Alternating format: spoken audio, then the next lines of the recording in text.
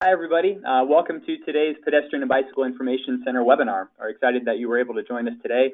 We're going to be learning about a brand new guide from the Federal Highway Administration for selecting bike facilities and bikeways. Our panelists developed the guide and will be sharing details about its content and how you can use it to improve transportation networks for bicyclists. My name is Dan Jolene. I work with the Pedestrian and Bicycle Information Center, and I will be facilitating the webinar today. I'd like to introduce you to our panelists. First up, we have Tamara Redmond, who is the Pedestrian Safety Program Manager in FHWA's Office of Safety. She's managed the program for 19 years and develops tools and technology that help practitioners improve pedestrian safety. Recent accomplishments include the development of a pedestrian and bicycle scalable risk assessment methodology and the Bikeway selection guide. Bill Schulteis is a registered professional engineer and the director of Tool Design's Sustainable Safety Practice. He works with city and state DOTs throughout North America to improve the safety performance of streets and enhance the livability of communities. He's co-author of numerous industry standard street design guides, including the AASHTO Bike Guide, the MUTCD, and the Massachusetts DOT Separated Bike Lane Guide. Lauren Blackburn is also with us today. She's a senior project manager with VHB. Lauren has over 15 years of experience in multimodal and long-range planning, and she's based in VHB's Raleigh, North Carolina office. Her key areas of interest are in bicycle and pedestrian transportation, comprehensive planning, roadway safety, and community health. We're really excited to have all of our panelists here with us today. We're especially excited that you all were able to take time out of your day to join us to learn about this new guide. I want to get right into some housekeeping items before we get into the presentation. Attendees, I'd like to let you know that although you can hear me and you can hear us all throughout the presentation, you won't have the ability to speak during the webinar. You can type questions and comments into us using the questions pod. I'll be fielding those at any point during the webinar. I'll try to respond to as many as I can, and we'll be holding time at the end, about 30 minutes, for a Q&A with our panelists today. So keep those questions coming, and we'll get to as many as we can by the end of the webinar. If you have any issues, technical problems during the webinar, the simplest thing to do is close out of the software and log right back in. You should be able to rejoin us that way. You can check out the archive page through pedbikeinfo.org/webinars. We posted the archive already. We've got the PDF copy of the slide presentations there. I'll be sending that link out through the chat pod in just a moment so you can have a direct link to it. You can also find it from pedbikeinfo.org/webinars. Later today, probably an hour or two after the webinar, that page will also have the video recording of today's session in case you'd like to rewatch it or look back at anything. That'll be available to you. We've got a link to the Bikeway selection guide there, obviously. We're going to also compile all of that information into a follow-up email, which is going to include a few things, the link to the archive, obviously, but then another link will be your certificate of attendance. That link will allow you to generate one of those for yourself. It's important that if you're attending with a small group of colleagues or others with you, please share that email and that link with them so that they can also see those materials and also generate their certificate of attendance. We've got a lot of webinars coming up in the next several months, and so to keep an eye on those and sign up, you can visit pedbikeinfo.org/webinars. You can follow us on social media, on Facebook and Twitter. Those are our handles there. And then finally, our email sign-up list is the best way to hear about our webinars as soon as we schedule them. These are all ways you can keep in touch with us. I failed to mention that the webinar has also been approved by the American Planning Association to carry 1.5 CM credits. So if you're a planner and you're used to claiming those, you'll know where to go, that CM event calendar or event page, and will be listed right there. That's where you can claim those credits. I'd like to take a moment and just ask a couple of poll questions while we're just getting settled here before we get into the presentations. The first is asking you about how many people are attending the webinar from your site today. Sometimes it's just one of you, but other times you've got a few colleagues with you, maybe a larger group, 4 to 5, 6 to 7, maybe even 8 or more. So just let us know about how many people are out there today. I'll only leave this poll open for maybe 10 more seconds or so, allow you some time to submit your response, and then we'll move right into our presentations today.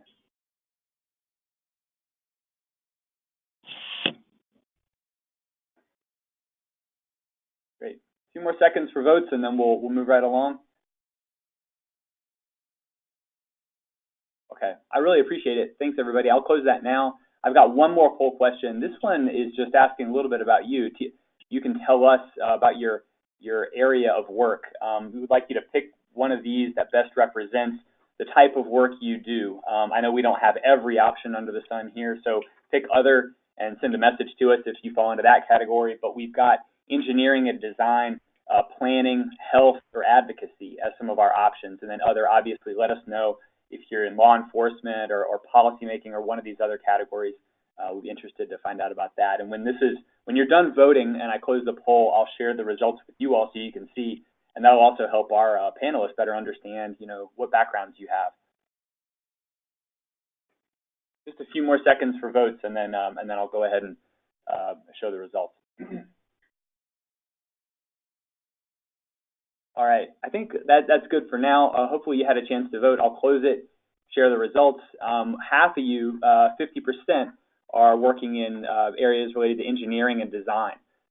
That's just about half, and then almost another half, 42%, are in planning. So 92% of you overall are in engineering or design and planning.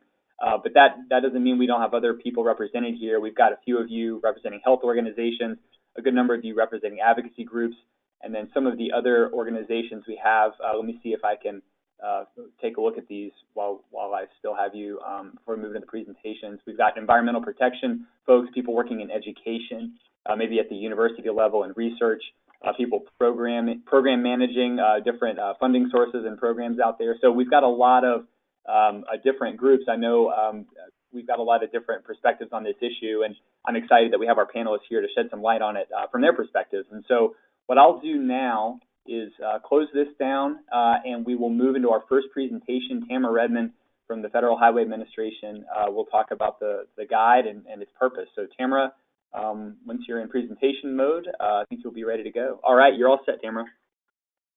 Okay, thank you, Dan. I just wanted to start off giving a little bit of background on why Federal Highways undertook the project. So your presenters today are me and Lauren Blackburn and Bill Schultes. They're the contract team that developed the guide. And basically the project goal was to develop a guide that'll help state and local agencies identify which types of bike facilities per user and roadway characteristic to use, as well as to provide technical assistance on the use of the guide with pilot communities. So now that the guide is developed, the contract team will offer free technical assistance and training for the next 2 years of the contract. And Lauren will discuss that more later, in her part of the presentation.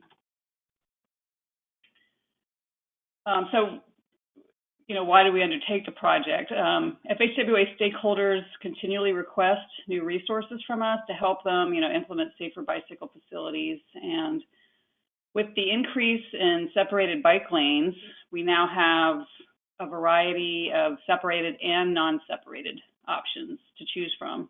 But we were lacking a structured approach to indicate when to implement these types of facilities. And that's, basically why we decided to develop this guide.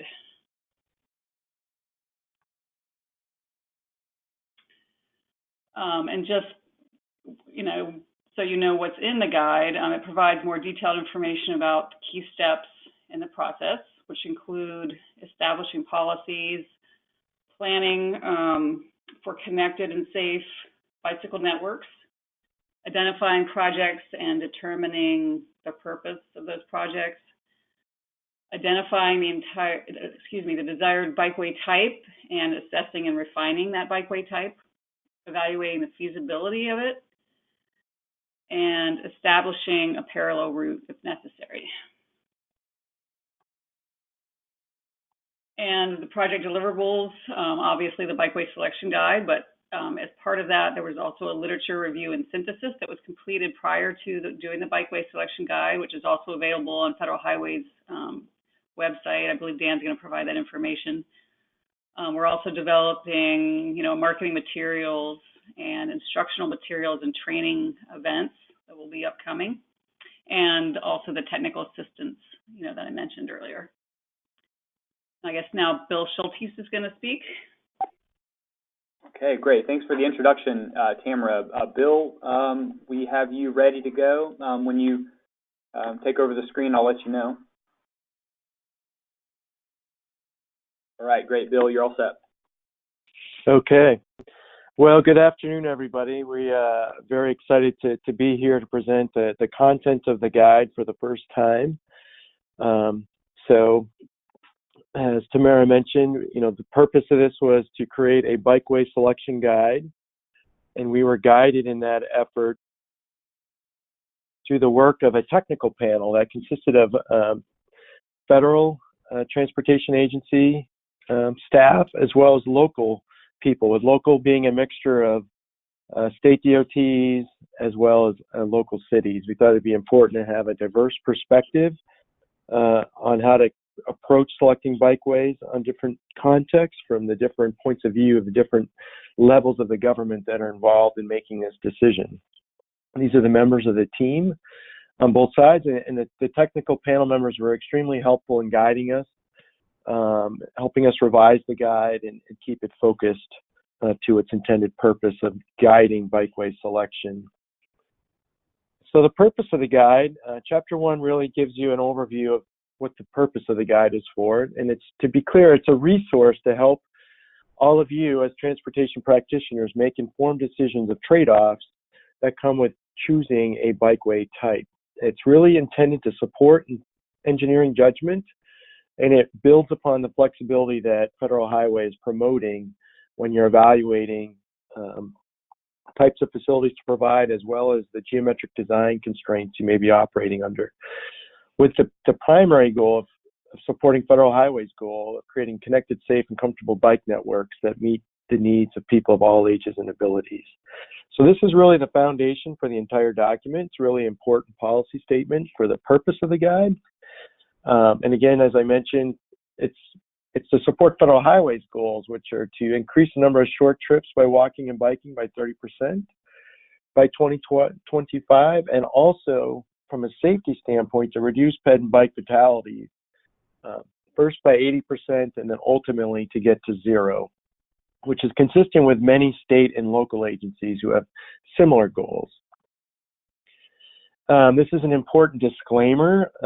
We did get a number of advanced questions about the guide, and I think naturally a lot of people have questions about dimensional guidance, but the purpose of this guide is very intentionally not a design guide that provides dimensional guidance. It's about choosing a bikeway that is appropriate for the context, and then other sources such as AASHTO, Federal Highway sources, the METCD, and NACTO are the sources you need to go to consult what the appropriate dimensions and geometric design guidance criteria are.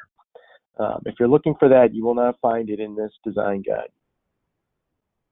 This guide supports these other documents. So Federal Highway has been really helping the industry by publishing numerous resources to help decision making, from creating a separated bike lane design guide in 2013 to discussing where flexibility should be applied when you're developing multimodal networks in August 2016, and then more recent innovations of shared streets and shared spaces where we're exploring techniques for accommodating people with disabilities when they're operating in shared spaces or next to separated bike lanes, published in 2017, and most recently a tool and a strategy for evaluating multimodal network connectivity, which again is a core principle of this document to deliver connected bikeway networks. It also, again, for dimensional guidance, you look to these primary references of the METCD, but more importantly, the AASHTO guide, which is currently under update, and the NACTO and ITE reference sources. So first, what is a bikeway? I think historically this term has been a little muddy, and we're trying to clarify that and make it much more explicit. In the past, a bikeway was any street basically open to bicycle travel, which is a little too vague. Moving forward, we're going to narrow that definition up to make it very clear that A bikeway is a facility intended for bicycle travel which designates space for bicyclists distinct from motor vehicle traffic. Or, with one exception, it could be a bicycle boulevard that's intentionally designed to promote slower speed, motor vehicle traffic, lower traffic volumes, that supports a comfortable cycling environment where bicyclists have priority. So that's a big change from past description of what a bikeway is. So this is the traditional, that bikeways are shared use paths, side paths, so a shared use path through like a field, a side path being located parallel to a roadway, now adding a separated bike lane to our facility types, buffered bike lane and bike lane. But moving forward, a shared lane is not considered a bikeway because it does not fundamentally change the operating characteristics of the roadway or improve comfort or safety for bicyclists operating that environment. That's an important distinction for this definition. Again, bicycle boulevards as a bikeway type. For a facility to meet the definition of a bikeway, it must achieve these two objectives. It must be low volume, have less than 3,000 vehicles per day, and it must also operate at lower speed, less than 25 miles per hour. And these are motor vehicle volumes and speeds. If you are exceeding those characteristics, you're really not functioning as a bicycle boulevard. We did an extensive literature review as part of this process, looking at the historical context of design guidance in the United States as it treated bicycle facility design. We looked at bicycle typologies, and you can see an example of that looking at the history of the AASHTO Bike Guide, how it began in 1981 as a high-low stress definition, and then it switched in 99 to trying to type bicyclists into an A, B, or C rating. 2012 guide introduced this concept of level of stress, traffic stress, and now anticipate the next edition of the guide, which may be 2019 or 2020, kind of 4 distinct types of cyclists. We also looked at a very big cross-section of bikeway selection tools and decision matrices that were based in the United States and Canada and other countries to kind of see how different folks have approached this process of bikeway selection. And we also took an extensive and updated literature review on what the state of the practice is on what safety research says about different bikeway types. You can find our literature review online. Here's a link, and I believe Dan will send a link to all the viewers. But you can read our literature review that informed the development of this guide at that link. So Chapter 2 gives you an overview of the process for selecting a bikeway. So it starts with policy, then it moves into planning, and then actual bikeway selection, and ultimately leading you into design.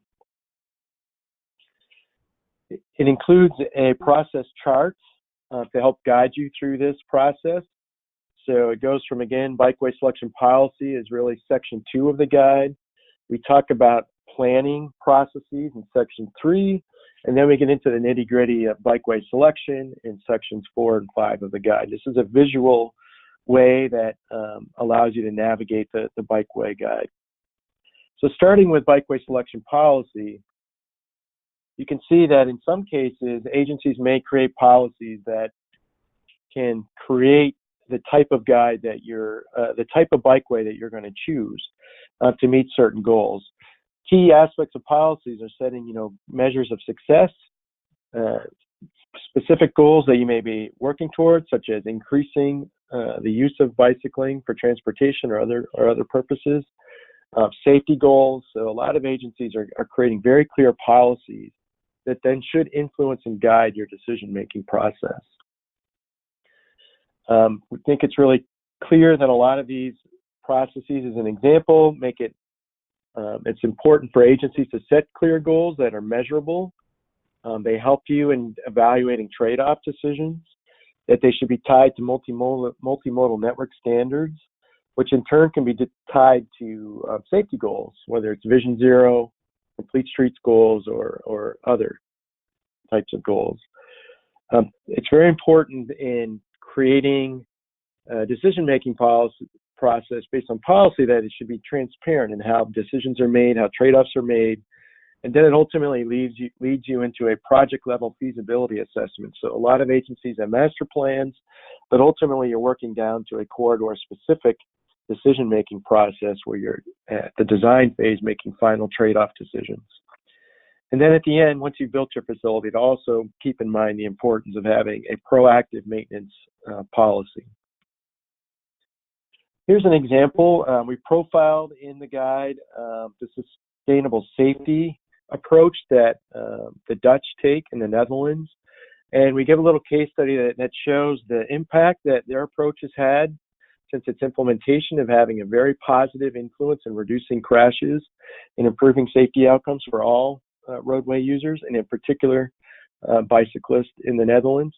It has 5 key components: functionality of the facility, homogeneity of the facility, that it's kind of consistent in its approach, predictability in how it's located, how it's used, what it looks like. That the Bikeway provides forgiveness, and it's a very important concept that I'm going to expand upon a little bit more. And then improves awareness for both the bicyclists and then other users interacting with the Bikeway. So when you're thinking about a policy, here's another aspect of policy is what is your opportunity? And some policies should be anticipating a need to be reactive. An example of this is a street resurfacing program, where an example of this is shown on the right is a decision-making process that comes from Federal Highway's guide for implementing bikeway facilities through resurfacing, is recognizing that you may have different opportunities and you may have different constraints depending on the type of project delivery. And so the guide explains the challenges. When you have a resurfacing, you're generally staying between existing curb lines, you're not moving them. Your ability to choose a bikeway type may be limited based on that, the fact that you can't move curbs. That's different, and you may have more opportunities when it's a reconstruction, where you can now make some adjustments or very major adjustments to curb lines, which give you more choice in the type of bikeway or the level of quality of the bikeway that you ultimately construct. And finally, maybe one of the most important policies to set is having criteria for new construction, where you may have the greatest opportunity to put the highest value bikeway on the ground.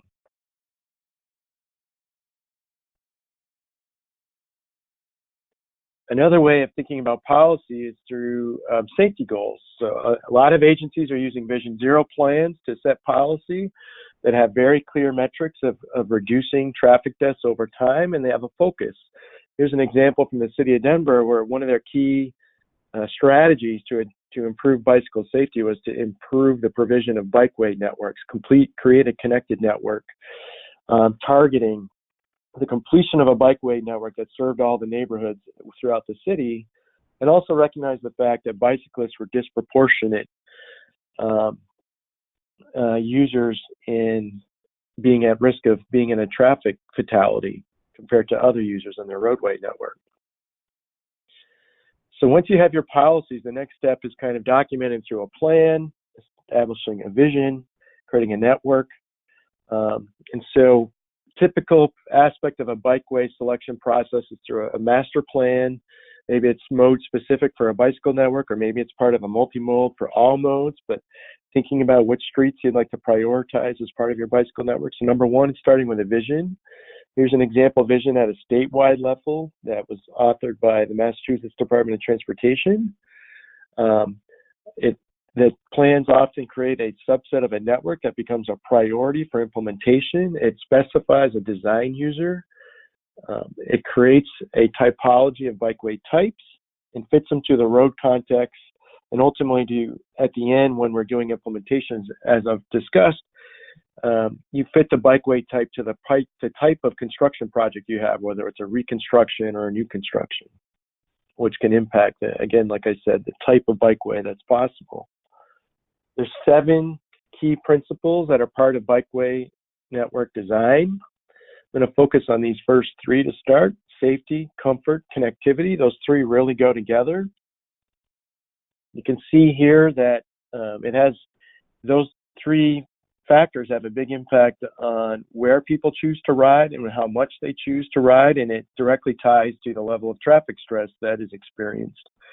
So you can see the image on the left side, even though there's a bike lane, the higher speed of the roadway creates a high stress operating environment where cyclists are choosing to avoid the bike lane to ride on the sidewalk in a more protected facility. And on the right, you can see a low stress environment where a side path is provided through a national park where there's a lot of intensive traffic on the road accessing the park. And in this case, they built a high quality side path to serve bicyclists and people walking to access the park. So that creates a low stress traffic environment. This is tied to the design user. So like I said, we're moving into a typology now in our profession based on research that shows that there's a high percent of the population that's very interested in bicycling, but they're concerned about traffic stress and safety, and they're not interested in sharing the road with motor vehicles under most operating environments. And that they're a very important target audience if we want to increase rates of cycling in our communities, is to build facilities that are attractive to that group of people. And when we build facilities that are attractive to that large group of people in the interested but concerned category, we're also serving people in the more confident categories of use, maximizing the uses of our bikeways, which feeds us into the network form, which are the next four principles. So it's really important that bikeway networks are direct, they're cohesive, they are attractive to the users, and they don't have gaps in them. So these are key aspects. They come in many different forms, and they really are driven by our existing land use and roadway layouts. So you can see a good road network at the top has a lot of choices. It gives us a lot of flexibility in the streets we choose, and it helps reduce the volume of traffic on the bigger streets versus the more common suburban type neighborhoods that have poor connectivity, tend to concentrate a lot of traffic on the edge roads, the arterial roads, and they challenge us in laying out effective bike networks in the communities. So there's a number of guides that you can look to that can help inform this process. Again, I mentioned at the beginning of the webinar that the Federal Highway resource, Measuring Multimodal Network Connectivity, could be a great resource in assessing the quality of your networks. And when we're thinking about the type of network, again, the idea is we want to encourage and promote greater bicycle use. We're trying to build networks that are attractive to people of all ages and ability, which is really targeted to that interested but concerned bicyclist profile. When we're building for that group, we're actually building a bike network that can serve about 3/4 of the population. There's going to be about 1/4 of the population that may not be interested in cycling, and that's fine. But historically, we've really focused on about 4% of the population as our target users, kind of a traffic tolerant network, and it hasn't resulted in very much cycling in many communities that have focused on that approach. Here's an example of how that all lays out in a plan in the city of Cambridge, where they assess the traffic stress of their community. The dark purple and orange lines are the high stress of the busier roads, the green being the lowest stress, and the lowest stress appeals to the widest range of people, but you can see here that the lowest stress roads tend to be disconnected, and they're interacting with the busy roads, which become barriers to supporting bicycling. So the plan focused on the higher stress roads of creating separated bike facilities shown in purple to tie together the low stress local streets to create a cohesive network that served all ages and abilities throughout the city, connecting the community. Chapter 3 gives some tables that help speak about different aspects of different bikeways. So I mentioned forgiveness as a key aspect of bikeway design at the beginning of the webinar. You can see here that bullet number 1 in the chart, that shared lanes, bicycle boulevards, shoulders, and bike lanes really require really good behavior on the part of the motorist and the bicyclist to, not be distracted, to stay in their space, to pass with care. So the level of forgiveness is obviously much lower in those environments than it is if you're in a separate space. And so as you can read down the chart, the next level is minimal level of forgiveness is provided in shared lanes, There's a moderate level of forgiveness in a bike boulevard because often a bike boulevard has lower traffic volumes, it should, and often is complemented with traffic calming to encourage lower speed. So that increases the level of forgiveness in the event that there's a crash because we have lower volumes and lower speeds in the event that there's a crash. And then the level of forgiveness increases when we have shoulders and bike lanes because now we do have separate space. It can still be encroached in, but now we're creating the ability for people to operate and have a little more margin for error. And then that room for error is highest when we have the complete separation. Now, obviously at intersections, becomes unavoidable to manage conflicts, and then it's a choice of whether we signal separate those conflicts or we manage them through geometric design.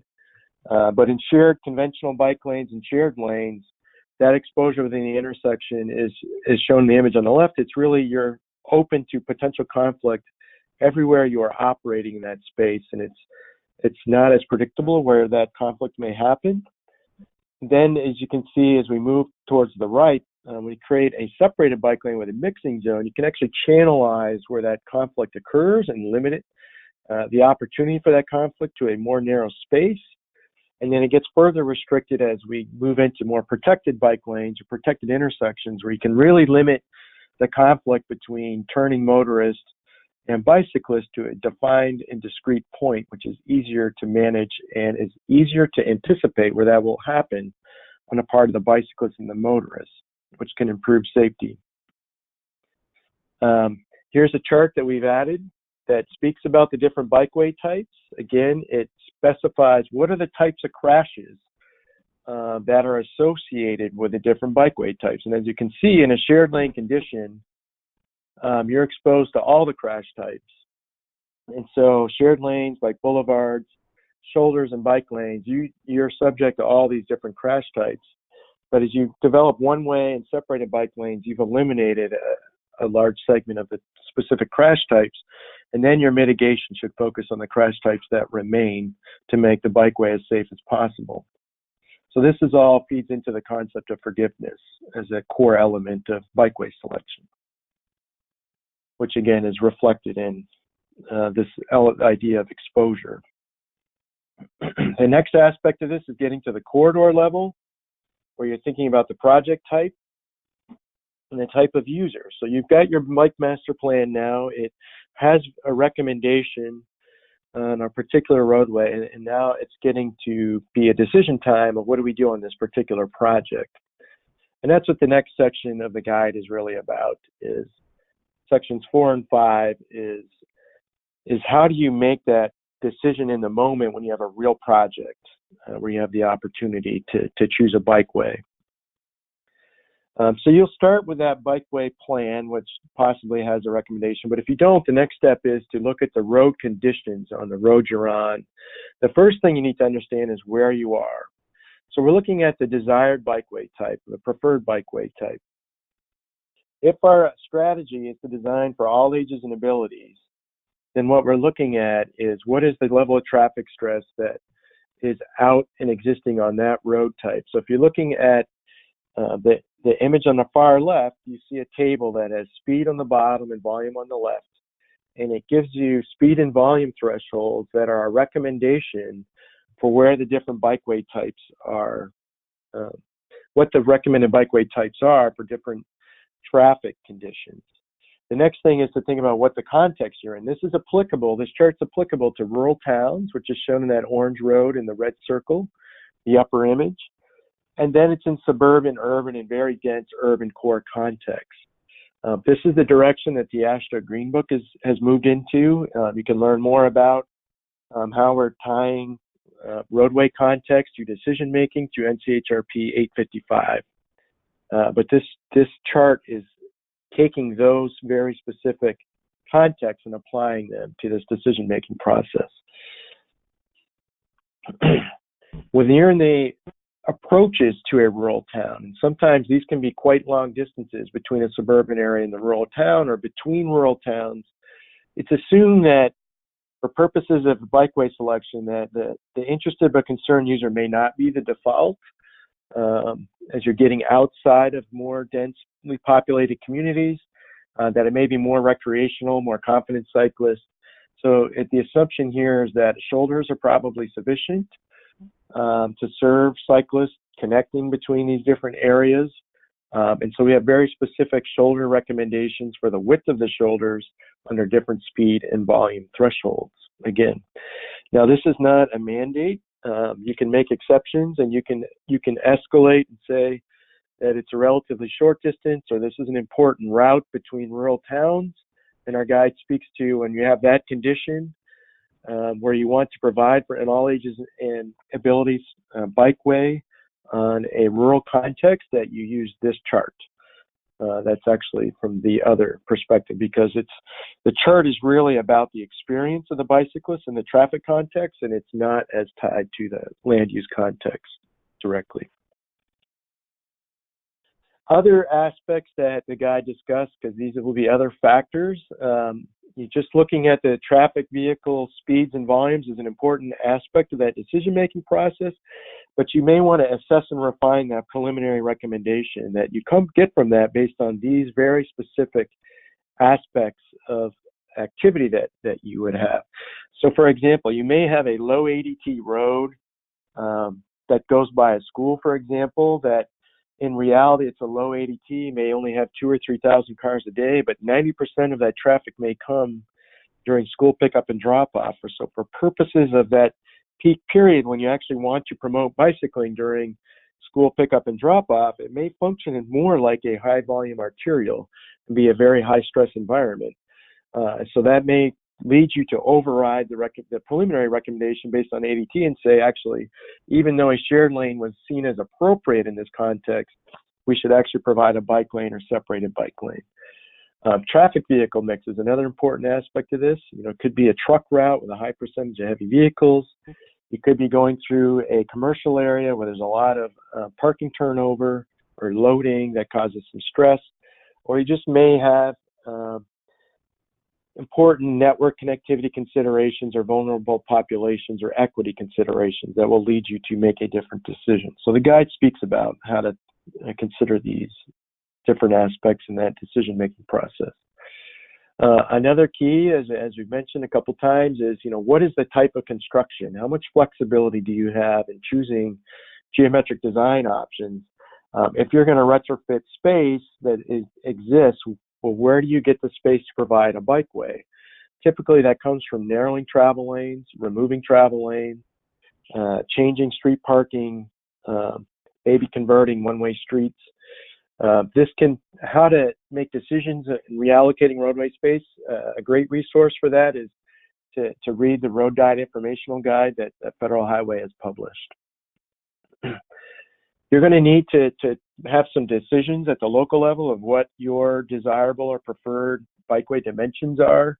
The new AASHTO guide will have preferred recommendations, but for right now, you choose your source of the existing AASHTO guide or the NACTO resource. And so here's an example. When you're making a decision of different bikeways, obviously the available space you have will be an important consideration. So the NACTO guide gives desirable widths of 6 feet for bike lanes next to a curb with a minimum of 4. So you should choose which dimension is your priority for making that decision, with preference given to the wider dimensions for a more comfortable facility. The guide mentions when you're making these dimensional trade-off decisions of choosing what type of bikeway, that the use of minimum width bikeways should be limited to constrained roadway conditions where achieving the preferred width is not possible after you've narrowed all the other travel lanes to their minimum. So considering that bicyclists are the most vulnerable user operating within the roadway environment as compared to motorists who have a vehicle, the recommendation here is if you're getting into a situation where you're evaluating bikeway widths, that it's more preferable to have minimum width travel lanes, to have a wider bikeway facility, because the bicyclist is the more vulnerable user when you're making those trade-off decisions. And I'll give you some examples of that. In the guide, in evaluating the feasibility of these choices, we gave you some practical real-world choices you're faced with. An example is providing a wide outside lane or a bike lane. So you may be choosing a narrow lane, 10 or 11 feet, as your narrow lane to provide a 5 or 6 foot bike lane. But if your preference was to provide a 12-foot lane as your default minimum, it's going to trap you into providing a substandard bike lane width. So the guide is saying, recommending that it's preferable to provide a narrower travel lane, such as 10 or 11 feet, so that you can provide the wider bike lane of 5 to 6 feet. And it's recommending that because we know that the bike lane is safer than the wide outside lane condition. Another example that this comes up, and it's the same condition except now it has parking, where the choice is to provide a shared lane or nothing, possibly a shared lane marking, which doesn't necessarily, it does not improve the comfort of the facility, or to provide a bike lane. Now, this is a challenging situation because we know that parked cars increase crash risk for bicyclists because they have the potential to be hit by the opening door. But we also know that the provision of bike lanes improves overall safety compared to a shared lane. And there's, unfortunately, this is an area of research that still needs to be fleshed out, but there's a couple of cities that have done some research and have shown that bike lanes are safer than unmarked shared lanes when it comes to dooring. They have fewer dooring crashes when they mark the bike lane as compared to not marking the bike lane. Again, another example that may come up is providing, another common choice you're faced with is providing 2 narrow bike lanes or minimum width bike lanes, such as 4-foot or 5-foot bike lanes against the curb, versus providing a 2-way separated bike lane that's protected on one side of the road. These are situations where you've narrowed all your travel lanes, and the choice is an unprotected standard bike lane that's narrow versus a protected facility, which is 2-way. And again, the trade-offs you're facing is recognizing that the 2-way separated bike lane promotes higher use and higher comfort, but also has a higher crash rate compared to 1-way separated bike lanes due to the contraflow movement. I'm going to give a case study example of this being applied on a project in Washington, D.C. It's a good case study because it's been in place now for over almost 10 years. So we've got a good amount of data associated with it. So the existing condition that existed in 15th Street in DC was this 6-lane road cross section where the curb lanes were rush hour restricted parking. And so the parking was removed and it was 6 moving travel lanes. You basically had a shared lane condition. During rush hour, in the curb lane, outside of rush hour, bicyclists would operate kind of in that door zone area or in the travel lane next to it. But there were very few cyclists that were comfortable in that environment. So we were only averaging about 30 bicyclists per hour, and the road averaged 5 crashes per year with bicyclists. So it had an effective crash risk of about 20 crashes per million cyclists. Now, we didn't have annual bike counts then, and we didn't have 24-hour counts. So we had to do an extrapolation to create the crash rate. But we did that following the standard procedure provided in the bike ped documentation,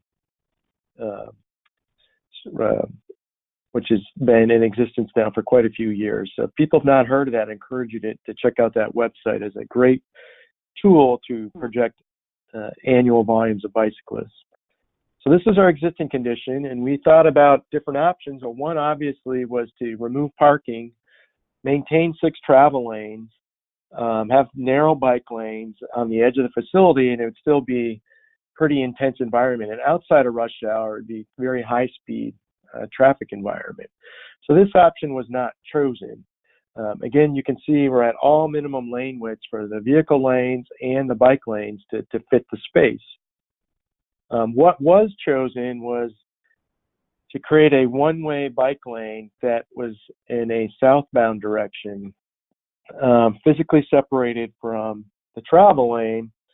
And so you can see that in the photo in the upper right, where for 1 year we had in place a 1-way southbound bike lane, which is 8 feet in width. So it's a very generous width bike lane, very comfortable, but it led to wrong way riding in the bike lane because it was protected. It was very attractive to bicyclists because of that protection. But you can see the level of cycling increased from 30 an hour to about 100 bicyclists per hour And the number of crashes increased slightly in that 1 year from 5 to 7. But we had 15 to 20% of cyclists were going the wrong way. So the crash risk overall dropped significantly from 20 crashes per million cyclists to 8.5 with this implementation. It was in place for 1 year. It was decided that because of the fact that it was operating as two-way at such a high percentage to make it official. And in 2010, it was converted to a two-way operation. But now it's a narrower minimum width two-way separated bike lane. You can see now we're at 8-foot lanes, or 8-foot total width, so 4-foot lanes in each direction. But again, the amount of cycling dramatically increased towards 400 bicyclists per hour, and the number of crashes in a year total has increased from the 5 it had in a shared lane condition to 20 in a year, but the overall crash risk has dropped to the lowest, about 6 crashes per million cyclists per year, because we've so substantially increased the number of cyclists. And this is what that safety in numbers research shows happens. So I'd like to thank DDOT for sharing this, and Mike Goodnow in particular for taking the time to share the data with us. So you can see here visually that we had in the precondition a high risk of crashes in the shared lane condition. That risk dropped quite a bit when we went in the 1 year of operation of one way. And then the amount of cycling increased dramatically in the two-way facility as compared to citywide increases in cycling, which were happening outside of this bike facility. And we've got a relatively safe facility. There's still improvements that can be done in a couple spot locations, but overall it's functioning quite well. So when evaluating the feasibility of options, we have to look at these kind of trade-offs. These are other examples. So we give you these stories in the guide. We also give you these examples of shared use paths versus separated bike lanes, narrow shoulders versus no shoulders, and this issue of one-way separated bike lanes versus two-way separated bike lanes as very common bikeway types that you'll have to make a decision of choosing between. So once you've explored your options, you may find yourself in a situation where your preferred bikeway is infeasible. It doesn't fit, or it's not politically feasible to eliminate parking or travel lane, and you're having to choose a bikeway that is not your preferred option. And so you have a number of choices, and this guide was very deliberate in explaining that there's some implications to these choices. One is you can downgrade your kind of design user by downgrading the bikeway type. So you can go from a protected bikeway on a busy road to a normal striped bikeway, or a normal striped bikeway to a shared lane. But you need to understand that you're going to probably suppress cycling on that route, and you may reduce safety on that route, and it may lead to other unintended consequences of increased sidewalk bicycling, for example, like we saw in the photograph at the beginning of the presentation, where that woman and her family were bicycling on a sidewalk on a 40-mile-an-hour road, even though it had a bike lane. That's an example of how you can get unintended use of a facility if it's not the correct or most appropriate bikeway type chosen for the design user. So when you're looking at downgrading the bikeway, the idea here is to pick the best bikeway possible that is the most comfortable within the constraints that you're faced with. So if you're starting with a separated bike lane, the next best facility would be a buffered bike lane. The next best facility after that would be a standard bike lane. And then your last resort is to mark it with a shared lane, if there's really nothing else that can be done. So this is the recommendation that the guide makes, is if you can't do the preferred facility, this doesn't mean to give up, because all these different bikeway types still have advantages over the do nothing options. Another aspect is you may in the end decide that accommodating your desired preferred bicyclist on the arterial is not feasible. You can't provide the separated bike lane on the arterial. Maybe you can provide a normal striped bike lane, but you still want to try to find a way to accommodate all ages and ability. Another technique is to provide an alternate route, a parallel route. For that parallel route to be viable, It needs to be designed to achieve the goals of that bikeway. So if it's a bike boulevard, again, it should be functioning at low volume and low speed. But a more important factor is the detour as compared to the arterial needs to be less than 30% in length. We know through research when you get beyond 30%, you actually suppress cycling and people choose to not bicycle. They'll pick other modes. And another big important aspect when you create an alternate route to an arterial is often those are on local streets. Those local streets often cross arterials, and many times those arterial crossings do not have the necessary safe crossing infrastructure to make that a real alternate route. So this guide mentions and emphasizes that point that for an alternate route to be viable, the crossings of the major arterials needs to be considered when it's implemented. And those crossings need to be safe. And in many cases, that may require installations of traffic signals to provide a safe crossing. We ended the guide with some examples. We have 4 example case studies that give you different context of how this decision-making process may play out in your community. I'm going to profile 2. So we have the rural context on a 2-lane road and a suburban context on a 6-lane road. These are very classic situations. The guide also provides a small town context on a 2-lane road and a suburban 4-lane context as examples. So starting with the rural context. So here's an example existing conditions where you'd have a narrow road where it's 22 feet wide. Sometimes these roads it's a very classic dimension. Sometimes they're 20. So you really don't have an ability to narrow lanes. You're faced with a shared lane or widening that facility or providing a separate facility. So it's a construction project. In this case, the ADT is low, relatively low at 1,500 a day, but the operating speed is high, which is common in a rural context. Public right-of-way here extends outside the roadway on either side, and you can see that nice grass lawn strip on either side. It creates opportunity to add a different type of treatment. And we also know that motorists can, because of the low volume, they can change lanes pretty easily to pass you, even though they're going at high speed. It'll be uncomfortable. But there are situations on the road where the sight distance may be limited, where safety would be a big consideration with that limited sight distance if you're passing cyclists. Another thing to think about in all these cases is, what is the possibility when there's no provisions for pedestrians of them to use your bike facility? In this case, it's relatively low given the rural context. Other factors you'll have to think about is, one, who is your design user? So as I mentioned, if you're outside the rural town, are you connecting a couple towns where you really want an all ages and ability facility? Are you connecting to, like a state park or a regional destination that would draw people out of the community to the site? And also, is it just a policy decision that it's an important state bike route and you want to have a higher level of design standard for this particular roadway? These are things that should play into your decision-making process. So in this example, we've decided to choose confident bicyclists. So confident bicyclists, we go to the rural context chart.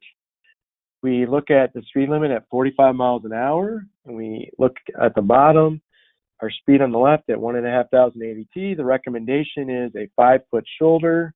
Now we can go wider than that if we think motorists are operating at a higher speed than 45 miles an hour, or if we have a unique peak hour, a lot of traffic coming at unique peak periods. So we can always escalate and go to the next higher recommendation of 8 feet if we wish.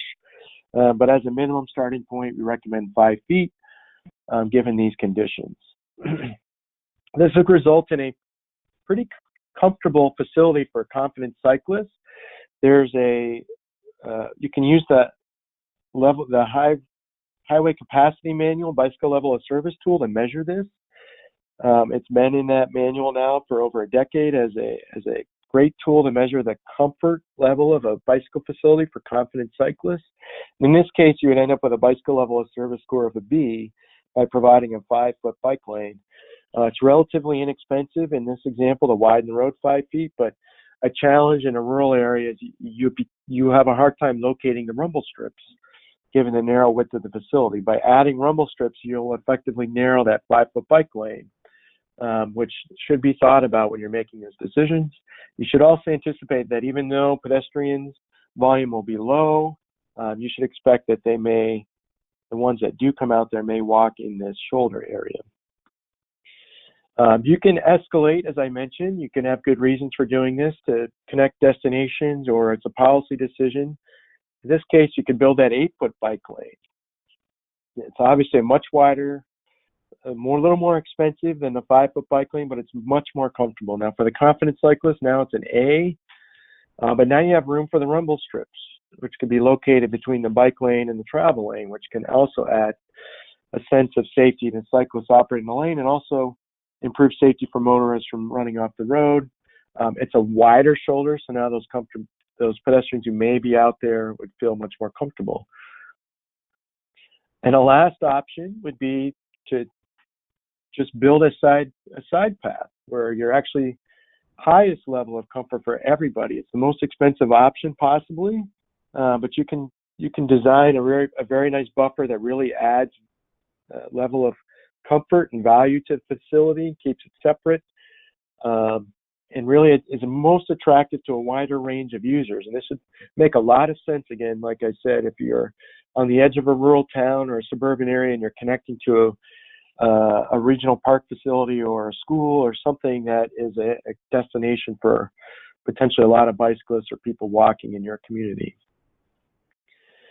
Now, the suburban condition here is an example of a way to apply the guide. This is 4 lanes, 50 feet wide, busier road, 9,080 T, operating speed about 35 feet. We have existing sidewalks that have poles in them and other infrastructure, so that's available. There are elevated levels of pedestrians in this environment. We also anticipate in this environment that we may get 200 to 250 bicyclists in an hour.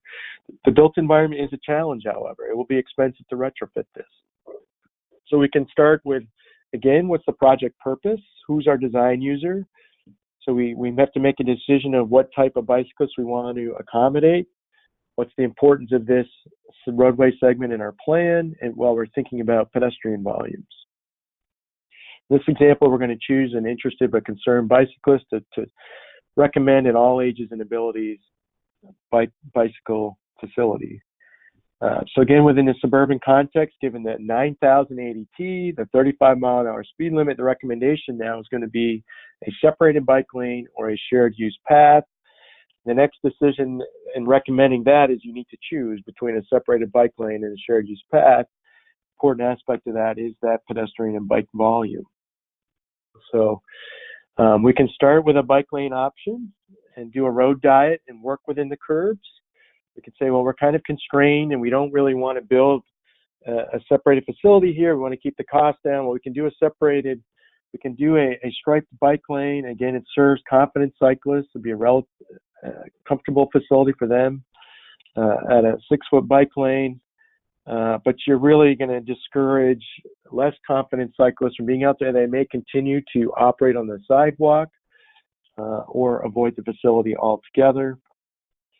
You can, as you can see here, again, the idea of being constrained, like if you're really require left turn lanes, there may be no ability to protect the bike lane with vertical separation.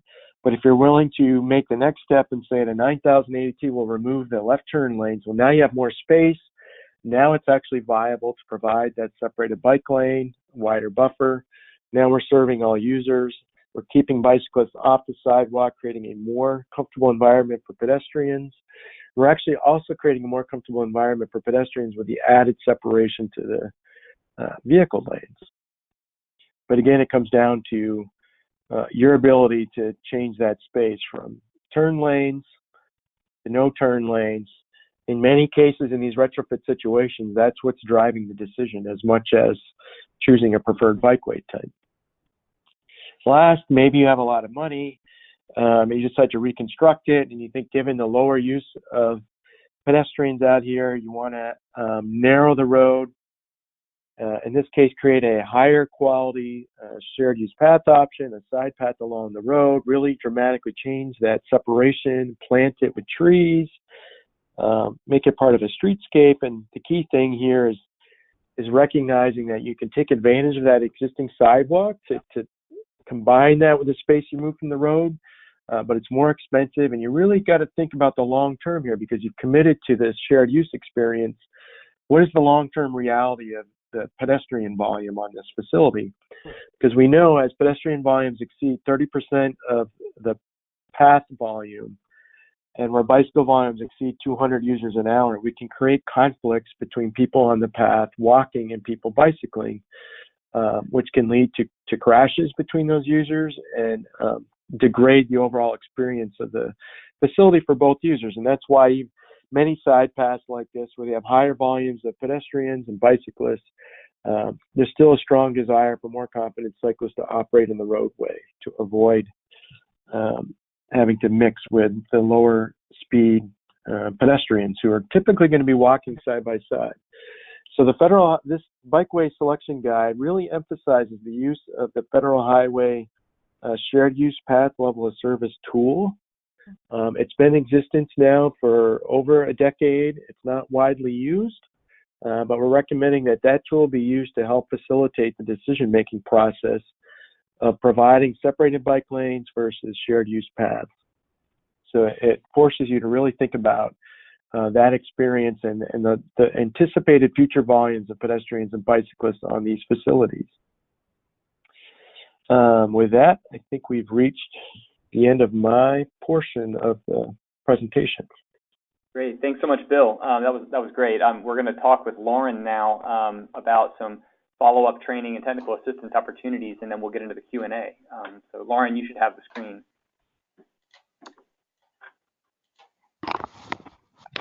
All right.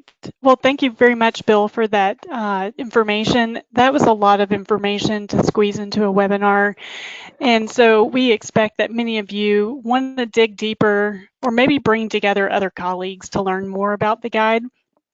So as Tamer mentioned at the beginning, we are, through this project, offering a series of workshops to agencies across the U.S.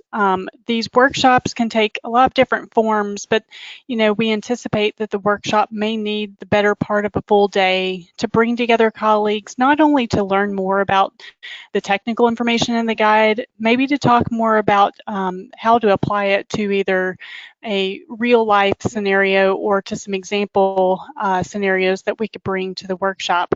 And we certainly anticipate that we can make it a hands-on activity as well, maybe including a bike ride to be able to give people more of an experience of what it means and what it feels like to be able to ride along certain types of roads. The workshops can begin as early as May. In fact, we're prioritizing requests for workshops for this summer, but they can continue on for the next year and a half or so. And I'll give you my information in just a moment if you want to learn more about how to request a workshop.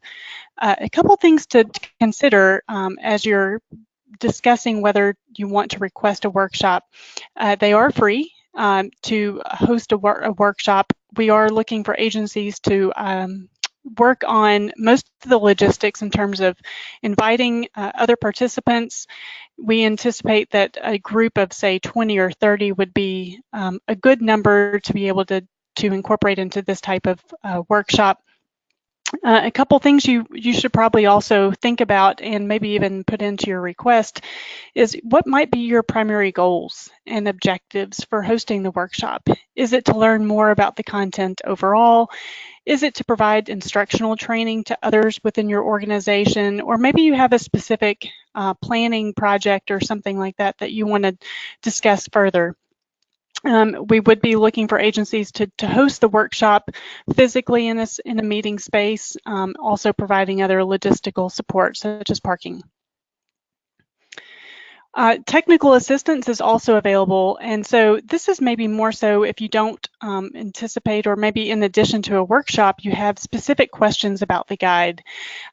We would encourage you to email myself or Tamara Redmond at the email addresses at the below of the screen to request a workshop, but also to submit your questions and needs for technical assistance. Technical assistance could be a very specific question. It could also be maybe a more brief version of the same training in more of a webinar format, or another variation of a workshop. So this is a great opportunity to be able to learn more about how to apply it to circumstances and projects that you have going on locally. So we anticipate that this is just the beginning of the conversation, and we had a lot of information here today, so I thank you all for your time. And Dan, I think that means we're ready for questions. All right, great. Let me transition over to my slide, which is going to be very important because it contains follow-up contact information for all of our panelists, because I got so many questions, and I know I can guarantee right now I'm not going to be able to get to all of them. So let's try to get as many as we can. Move things around here. And I want to ask the first question to I guess everybody who's on the panel. Maybe Bill, I'll start with you. One that came up quite a bit is the role of speed clearly in these tables, the selection matrices, and selecting the appropriate facility type is important. And a lot of questions about how agencies can best gather the right speed metric to help them make this decision. The posted speed obviously is there that can be used. There's the 85th percentile speed. There may be a median speed. We could look at peak hours, speeds at different times of day. So I wonder if you could elaborate a little more on what you'd recommend an agency using as their metric when looking at the speed threshold. That's a great question. So we realized from a large planning level assessment, the easiest thing most agencies will have is posted speed limits. So that's a great starting point. I think road context probably matters. I think a lot of us realize on a lot of our arterials that depending on time of day, that speeds tend to be higher than the posted speed, or that's less likely on the local streets. It tends to be a little less variability. So I think you can make some judgment calls based on that, but we really clearly articulated in our guidance that you should be considering the actual operating speed that occurs on the roadway. We're not mandating it because we didn't want to suggest creating a data, require people collect that data if they didn't have it. But if you do have it, that should override the posted speed if you know the speeds are higher. I think 85th percentile is probably that's a safe number to use that represents typical operating conditions. But again, it's not required. It's just something that should factor into your decision to maybe bump you a category up. Right. Okay. Great. Any other follow-up comments from anyone else about speed while we're still on it? Okay. And another question that has come up a couple of times, Bill, is how there are some factors here that we can use to select appropriate bike facilities. One that I don't think we spent a ton of time on, but maybe it is included in the guidebook, is whether or not a corridor has a high concentration or presence of a lot of driveways and curb cuts when selecting the type of facility, and that may drive folks toward or away from a certain type of facility if there are a lot of driveways. And so I wonder if you could speak a bit about driveway presence and maybe high concentrations of those cuts in and out of parking lots and other Sure. businesses. That's another great question. It comes up all the time, especially in our built environment where there's a lot of driveways throughout our road network.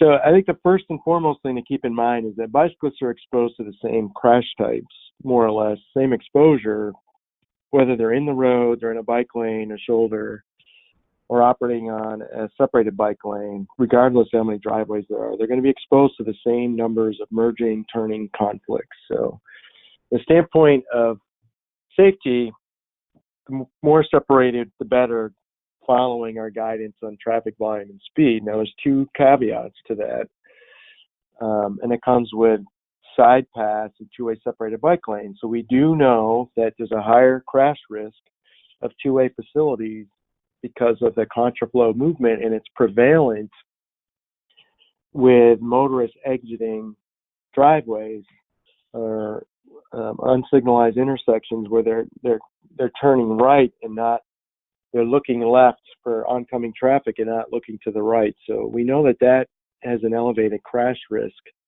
So that is stated in our guide, and it's recommended that people factor that into their decision-making process when they're choosing that facility.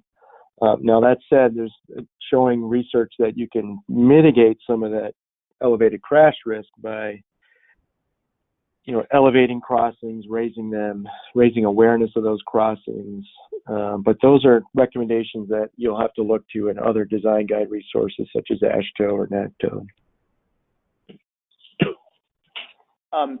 That's a good recommendation, Bill. Thank you. And I think it illustrates that this guide is not intended. As you mentioned earlier, there's a lot of other detailed and specific guidance out there that are on a variety of other issues that can elaborate and be other resources that you can use. A few people, for example, asking about rural context. I think we do a good job in this guidebook of laying out some rural context, but there's another small town and rural multimodal networks guide that really dives deeply into that context and provides some recommendations for cross sections.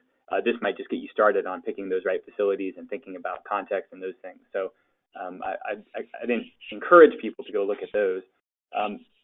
There are quite a few folks from state DOTs signed in on the line, and I think individual state DOTs may be using their own existing criteria possibly for identifying corridors and bike facility types for different types of contexts. Maybe those were developed recently, they may be several years old, and I wonder, Bill and Lauren may be a good person to answer this, since we're moving into the training and technical assistance phase. How do you recommend states use the material in this guidebook to maybe revisit some of their own recommendations and develop maybe their own state-specific guidance? Bill, I know you were involved in developing some state-specific guidance for some different design guidelines before. So do you see information here in this guidebook being ripe for incorporation into state DOT guidance? Sure. Yeah, I mean, I think the fundamentals apply everywhere. That we know, we have enough research now to know factually that it's true that the bikeway type and the level of bikeway use is directly tied to the traffic conditions that experience and motor vehicle volume and speed. That those two factors, we know what those are generally everywhere, or we can estimate it. So those are two things that are not easy, that are not hard to identify. The next thing is, a decision by the agency. How much cycling do you want to support? Do you want there to be more cycling? Do you want to encourage it? And we know that decision of bikeway type relative to motor vehicle traffic volume and speed is fundamental to that outcome. Now, that's not to say, given our land use, that this is a relative thing of higher volume, that in very spread out suburban sprawl, we're not going to have thousands of cyclists a day on the corridor, but it's still that fundamental decision of which facility to provide is going to impact whether people choose to do it or avoid it altogether, whatever your audience is that would be interested in bicycling in those environments. And Dan, this is Lauren. I'll just add to what Bill was saying, that I think that there's a lot of opportunity, especially within policy documents such as complete streets policies and guidelines, where this bikeway selection guide can be a really useful tool and resource. I think it could help bridge a lot of gaps between the interests and vision for providing safe bikeway facilities, but then connecting that to more specific design resources. I think this will be a really valuable resource for updating those sorts of policies, as well as comprehensive bicycle planning type projects, where I think it'll be an important tool for helping agencies such as state DOTs to be able to think more so about what types of facilities would be best fit for their network. Yeah, Well, in thinking about the network as well, a few other additional questions, looking at the recommendations in the guidebook and some of as the volumes and the speeds increase, we're looking at higher degrees of separation. I'm summarizing what you've covered here, but it's in some of those tables. And there's concern, I guess, among some of the attendees that as the degree of separation gets higher, maybe you're recommending a shared use path or a totally separated facility. If it's totally separated or requires a lot of room, it may just be omitted if it's a high-speed, high-volume corridor. Obviously, you're recommending that we look at alternate routes, possibly low-stress networks and alternate routes. And I wonder if you could, Bill, maybe summarize some of your recommendations for those alternate routes again. I recall that one of them was a 30% maybe threshold in terms of the increased length of the route. There were some follow-up questions about that specifically.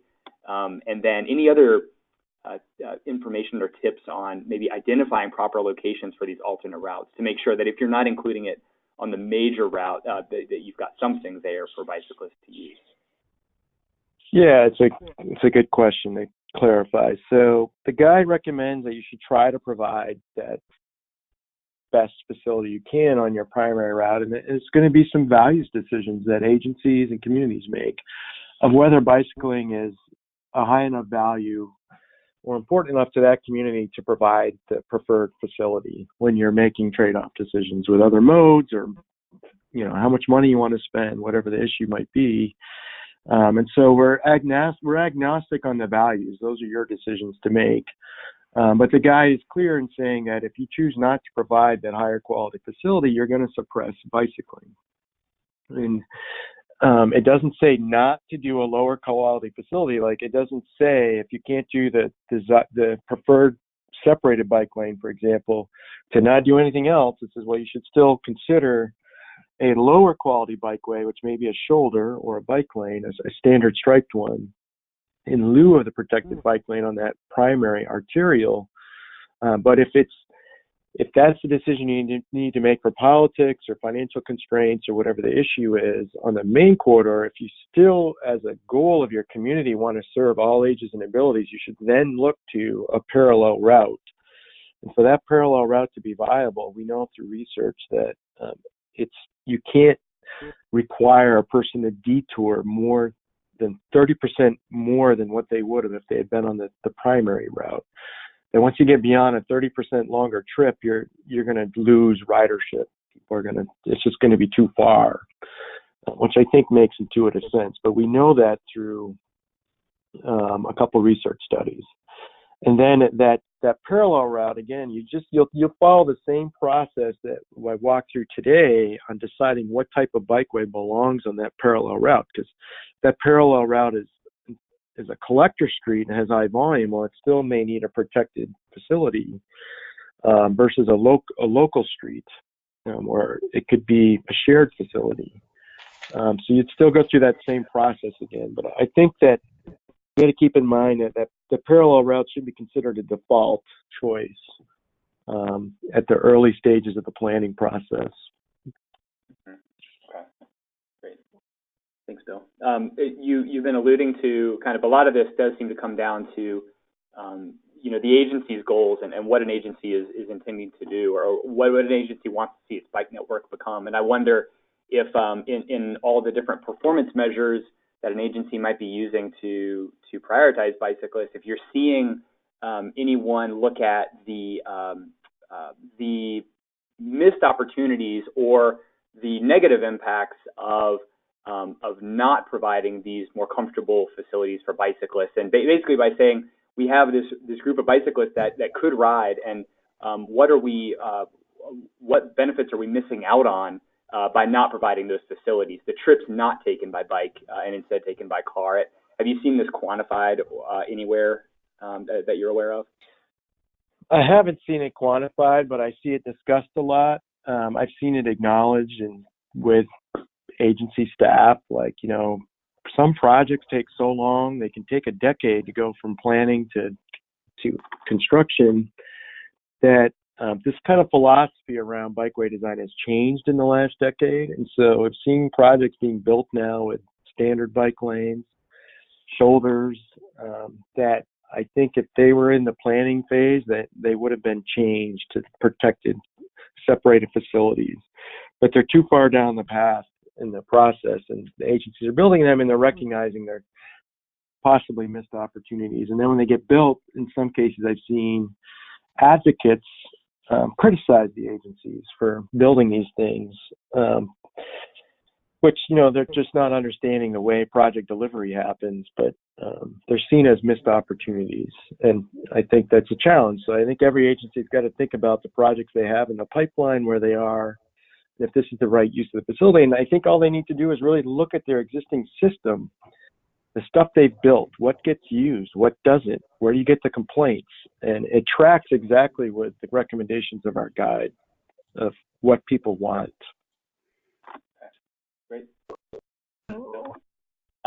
If Lauren, if I can ask a question to you, a few agencies asking about maybe wondering if they're in the right point in maybe receiving some follow-up training. And a few questions. For example, we're about to embark on a bike plan for our region. Is that the type of agency you see as fitting really well and instead of receiving some of this training, or is it more intended, would you say, for agencies that already have plans to develop a bike network, and now they're needing to get into the nitty-gritty of the design details for those corridors, looking at maybe a couple of corridors and intersections specifically? Is there that agency that would do better with the training that you're recommending, or is it all over the map? I would say it would really work well for either scenario, but for an agency that's at the beginning stages of developing a plan, I think this could be a really exceptional resource, because oftentimes plans will include, resources about what the bikeway types are, so that could be referenced in the plan. So I think this would be a great way of even kicking off a planning process or somewhere near the beginning stages to help educate stakeholders about what the opportunities could look like. Okay, great. Thank you, Lauren. And then on just a minor note on the training front, when you close out the webinar and you get your survey, there will be a question asking if you're interested in follow-up information about that. So to answer that question, we'll be able to reach out to you with some additional detail. Bill, a couple of questions about whether or not advisory bike lanes are mentioned as among the facility types in the guide, and I wonder if you can talk about that, whether or not you'll find them there, and maybe why or why not. It is mentioned, again, under a low volume, low speed condition, similar to a bike boulevard, as an option, and it's in there because it's under widespread discussion nationally as a potential new bikeway type. We don't spend a lot of time on that particular bikeway type, though, because it is so new. There's very few installations in North America right now. Okay, great. Thanks. Maybe something to look for in future research. The research is another question, Bill, that I wanted to get into, because you did produce such a high quality. The team produced such a high quality literature review summarizing what we know about various treatments. I would like to hear maybe your perspective on some of the core research questions or topics, or maybe facilities that we still have gaps on, and maybe ones that, if there are researchers listening in who might want to prioritize some projects, or if state DOTs want to fund some research, what could they be studying to maybe help get future iterations of this guidance? Yeah, that'd be great. So the literature review was a fun part of this project. It really informed where we are. There's a lot of misperceptions and misconceptions in the industry about what bikeways are safe, what's better than not. I mean, the driveway question comes up all the time as a question of whether I should, put bicyclists in a shared lane on a 40-mile-an-hour road because it's got a lot of driveways versus a bike lane. And I think it's clear that the research we have, the bike lane's a better choice, but I think given the fact that driveways keep coming up, that's an area that I'd like to see more research. Is we know that what are interventions that can be made to really improve the level of awareness for that safety of people at intersections, at driveways. When is access management really desirable as to restrict left turns in and out of driveways on certain types, cross sections of roadways. We have some of that for motorists, but when thinking about choosing a side path and even a separated bike lane, as you get more farther out of view, like is there a point where access management of the roadway would be desirable? We need to have a more research on the effect of different widths of facilities on people. There's still not quite enough on us being able to give very hard guidance on recommending bikeway widths based on different operational considerations. I think that's an area that could be improved. And continuing to, I think a basic thing that agencies can do that would help everybody is just count. Mm-hmm. Get numbers for us. We do a great job of that with motorists, and it helps us make some of these safety decisions based on risk, but we were missing a lot of data on counts to be able to quantify risk. And I think just having a count program would help tremendously, and with everybody in decision making, start to really quantify risk to all these bikeway treatments in different contexts. Yeah, thank you, Bill. Lauren, I'll ask you the same question because I know you're deep into the research as well. Any places that you'd like to see covered in research to fill these gaps? I agree with everything that Bill said. I think maybe a little bit more specifically on the safety front, I know that there is currently some preliminary research being done to develop crash modification factors for different bikeway types, in particular separated bike lanes. I think that will be very timely when it's completed, because I think that information is just another tool for helping us to be able to articulate the benefits and the safety improvements of being able to provide these types of networks. But as Bill mentioned, also, I think there's also the need to be able to quantify or at least be able to describe the level of service options, and maybe looking at how wide a facility should be, especially where there's anticipation for a lot of bicycle traffic. What the best fit or appropriate width might be, because I think too often we're designing our bike facilities with the anticipation that we're going to have very few users, when in fact on a reasonably nice weather day, you can have a very crowded facility. Mm-hmm. Yeah, absolutely. One final question before we wrap up. It's come in numerous times. I didn't expect it, but I think it's an important one, and that is the question of maintaining the bicycle facilities that we're constructing through this guidance. So we select the appropriate facility, we build it, and then we want to ensure that it's properly maintained over time. I don't guess that the guidebook addresses directly the issue of maintenance, but can you correct me if it does? And then do you have recommendations for where agencies could look for really great models for properly maintaining our bike facilities, especially those that might be side paths that are not resurfaced as regularly as the primary facility might be? Any good recommendations there? FHWA has the maintenance guide. Mainly it's focused on pedestrian safety, though, but it might cover bike facilities somewhat. Okay. Thank you, Tamara. That'd be a great resource. I know a big issue that comes up with state DOTs in particular is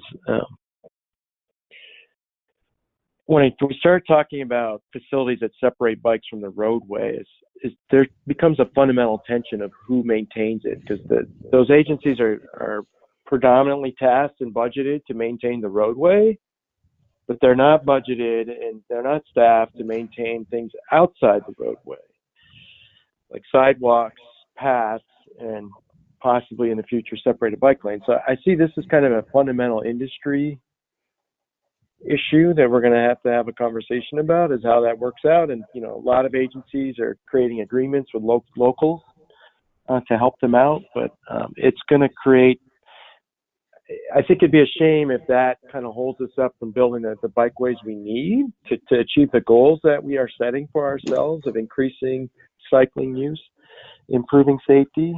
If it gets hung up on the central question of who's responsible to maintain the facility. which leads us to picking bikeway types that are not the preferred facility that we'd all want. Yeah, thank you, Bill. I think it's certainly an important issue, one that we could devote some additional attention to, possibly in a future webinar. I think it'd be a great topic to look into more. I'm sorry to say that we have ended our time. We've concluded our time for questions today. We're reaching the end of our 90 minutes. I do have contact information for our panelists and for our webinars account. If you'd like to reach out to us with additional questions, we'd be more than happy to respond to you, point you in the right direction for the resources you're looking for.